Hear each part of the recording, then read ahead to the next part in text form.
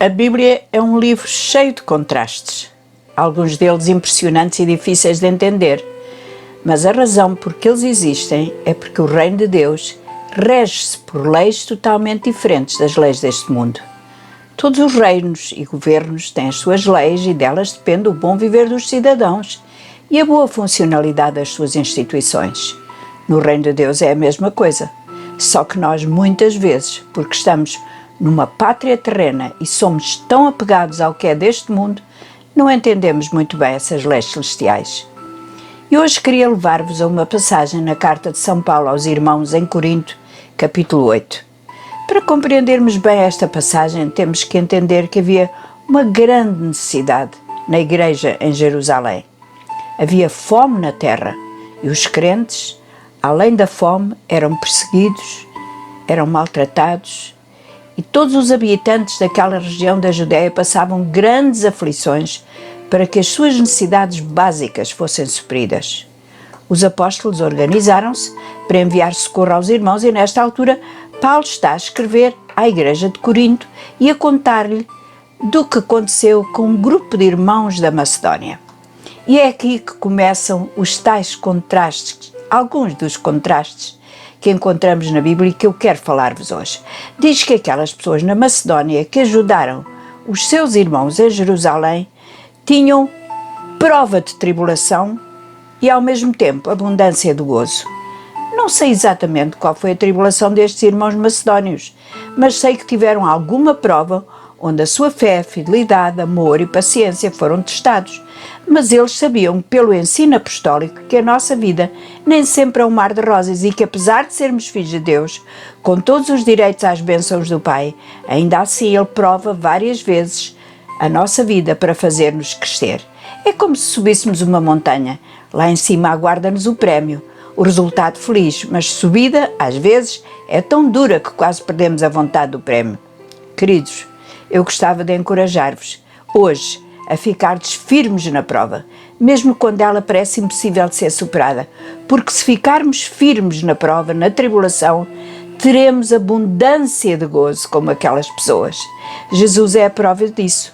Maior agonia do que aquela que passou na cruz jamais existiu. Mas ficou firme, porque tinha em mente o gozo, a alegria de ver-nos redimidos. Se a tua prova é muito grande, o teu gozo será abundante. O segundo contraste na vida daqueles macedónios foi profunda pobreza e riqueza de generosidade. Parece-me por esta expressão que os irmãos da Macedónia não eram só pessoas pobres, mas profundamente pobres. Isto é, tinham pouquíssimo, passavam dificuldades das mais variada ordem, mas diz o texto que essa pobreza transbordou em riqueza de generosidade. Como é que alguém profundamente pobre pode transbordar?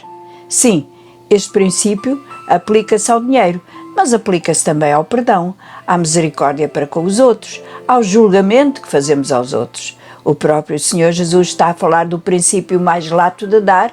Damos, vamos receber boa medida, recalcada, sacudida, transbordante, generosamente vos darão. Para compreender este versículo temos que entender que naqueles dias numa seara havia duas espécies de ceifeiros. Aqueles que no meio do campo apanhavam o cereal e o colocavam em cestos que transportavam para um celeiro ou recipiente de transporte e que eram pagos para isso mesmo. Para essas pessoas, tanto fazia se o cesto que transportavam estava muito cheio ou meio cheio. Eram pagos para isso, mas havia outros, no campo, os pobres, que não tinham searas, que não tinham trabalho e a quem a lei dava uma oportunidade de apanharem nos cantos e nas extremas da seara. Também podiam ir atrás dos segadores, depois desses terem feito o seu trabalho e apanhar alguma espiga caída. Para estes, o seu cesto tinha que ser recalcado, sacudido, para que saísse qualquer bolsa a dar, pois alguns moravam longe e não tinham oportunidade de ali voltar.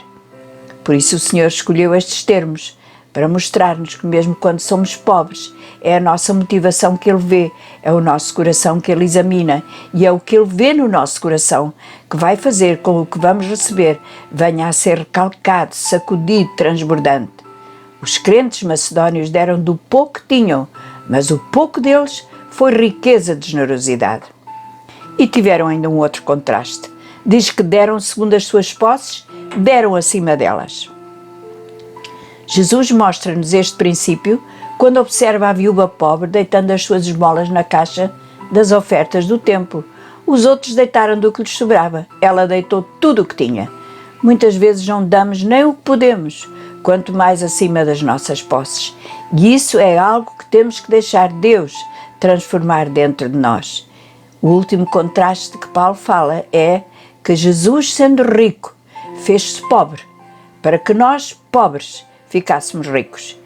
Este é o contraste mais maravilhoso da palavra de Deus. Jesus, Rei da Glória, Filho de Deus, supremo no céu, acima de todos os anjos e arcanjos, querubins e serafins, deixou tudo. Fez-se pobre por amor a nós. Às vezes penso que Deus podia ter engendrado outro plano para a nossa salvação, por exemplo, deixar Jesus nascer no meio da classe social elevada do seu tempo, de maneira a que todos o aceitassem e lhe prestassem homenagem.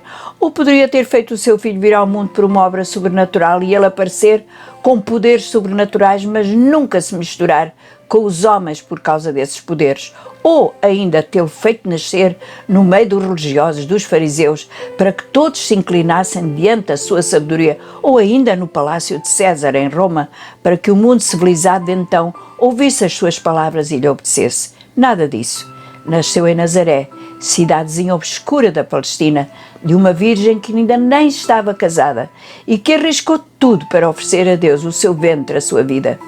Fê-lo viver no meio de uma família normal, sem grandes estudos, a não ser o que era obrigatório para cada homem judeu do seu tempo.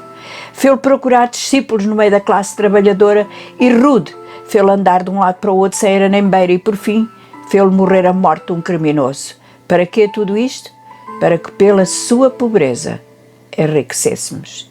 Eu espero que tenhas sido abençoado com estes contrastes da palavra de Deus.